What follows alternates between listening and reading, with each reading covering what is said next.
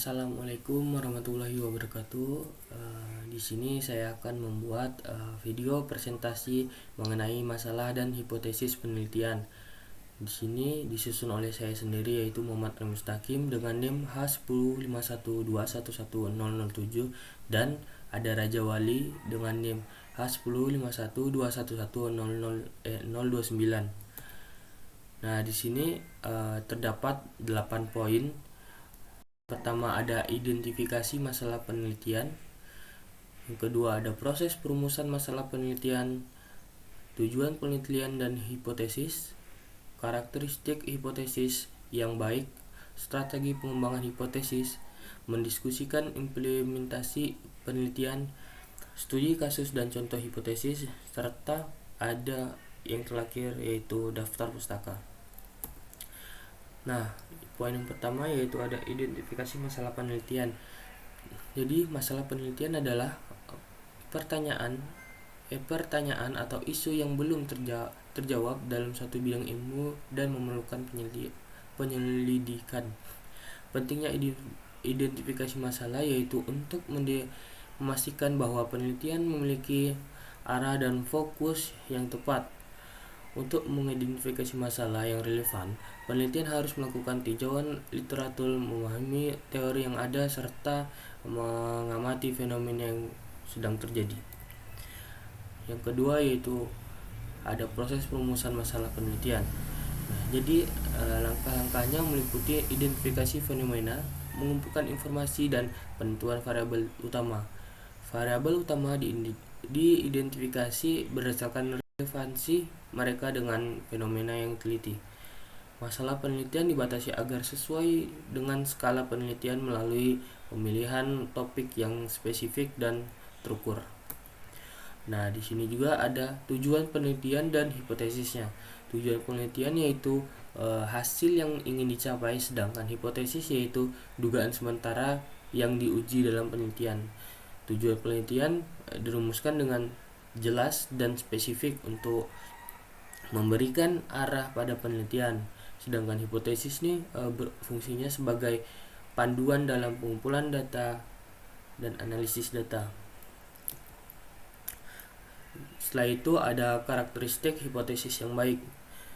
Hipotesis yang baik harus masuk akal, menjelaskan hubungan antar variabel, dapat diuji, dan konsisten dengan pengetahuan yang ada. Menuliskan hipotesis yang baik melibatkan penjelasan spesifikasi dan kemampuan untuk diuji, definisi masalah yang jelas, serta pastikan hipotesis ini dapat diuji. Selain itu juga ada strategi untuk mengembangkan hipotesisnya.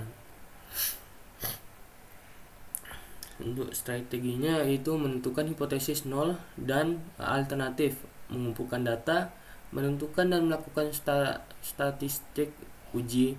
Hipotesis dapat dikembangkan berdasarkan observasi, literatur, dan pengetahuan yang ada. Asumsi dan prediksi membantu dalam perumusan hipotesis yang dapat diuji.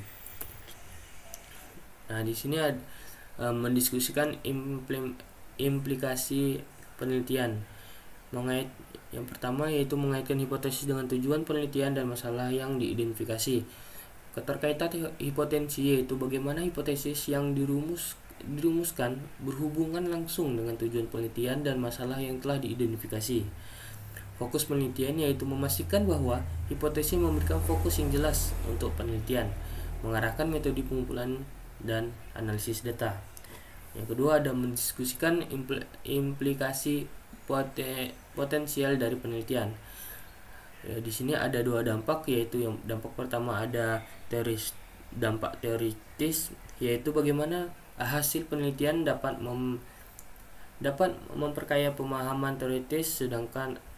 teoritis tentang topik tersebut. Yaitu dampak kedua yaitu ada praktis, yaitu membahas bagaimana temuan penelitian dapat diterapkan dalam praktik, baik dalam industri, pendidikan, ataupun kebijakan publik. Yang ketiga yaitu ada merumuskan kesimpulan dan saran. Menyajikan kesimpulan yang diambil dari hasil penelitian. memberikan rekomendasi untuk penelitian selanjutnya berdasarkan hasil dan batasan penelitian saat ini. Di situ poin yang ketiga ada relevansi dengan hipotesis, di mana menekankan bagaimana kesimpulan dan saran terkait kembali dengan hipotesis awal. Di sini ada studi kasus dan contoh hipotesisnya. Menurut Herdiansyah 2015, penelitian studi kasus adalah rancangan penelitian yang bersifat komprehensif, merinci, intens, dan mendalam, dan terarah pada upaya dalam menelaah masalah atau problem atau kenyataan yang bersifat pada masa ini atau berbatas waktu. Sedangkan menurut Bimo Walgito 2010, metode studi adalah metode yang bertujuan untuk mempelajari, dan menyelidiki sesuatu kejadian atau fenomena menguasai individu seperti riwayat hidup seseorang yang memiliki objek penelitian. Nah, di sini adalah contoh dari studi kasusnya dengan judul Strategi Pengembangan Ekspor Produk Perikanan atau studi kasus pada PT Starfood International. Nah, jadi studi kasusnya yaitu PT Starfood International merupakan perusahaan yang bergerak di bidang ekspor produksi perikanan di Indonesia. Menganalisis terhadap strategi yang diterapkan oleh PT Starfood untuk meningkatkan volume ekspor.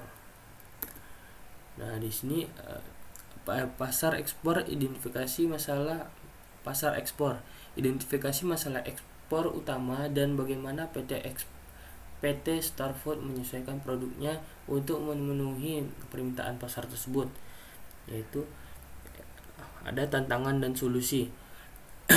Evaluasi tantangan yang dihadapi dalam proses ekspor dan solusi yang diimplementasikan untuk mengatasi tantangan tersebut.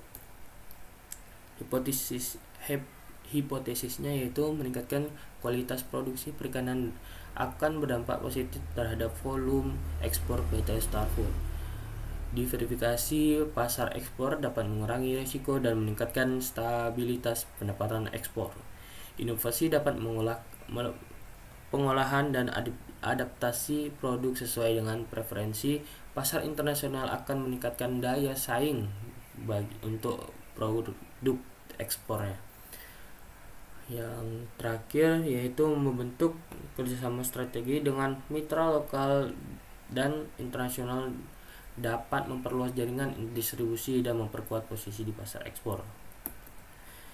Nah, di sini ada daftar pustaka, bisa dilihat. Ada beberapa poin daftar pustaka yang diambil